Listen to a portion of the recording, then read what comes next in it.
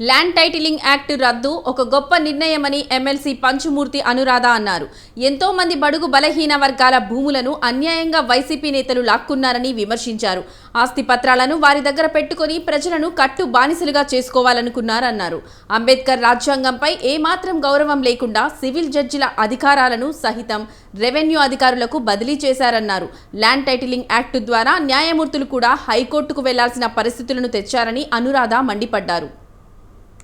Titling act ఆ bill ఈరోజు land titling act రద్దుని ఈరోజు నారా చంద్రబాబు నాయుడు గారు ఆ బిల్ని ఈరోజు గౌరవ మంత్రివర్యులు అనగాని సత్యప్రసాద్ గారి ద్వారా తీసుకురావడం జరిగింది. శాసనసభలో శాసన మండలిలో కూడా మరి ఆమోదం పొందడం జరిగింది. వైసీపీ ప్రభుత్వం ఇంతకు ముందు వాళ్ళ భూదాహానికి అంతు లేకుండా పోయిందండి. వైసీపీ అంటేనే భూదాహం, భూదాహం అంటేనే వైసీపీ జగన్మోహన్ రెడ్డి గారు అని చెప్పక తప్పదు. గత ప్రభుత్వంలో వైసీపీ ప్రభుత్వం 14 లక్షల ఎకరాల అసైన్డ్ భూములు, ముఖ్యంగా బడుగు బలహీన వర్గాలని సంబంధించిన భూములన్నీ కాజేసిన విషయం మీ అందరికీ కూడా గుర్తు చేస్తున్నా.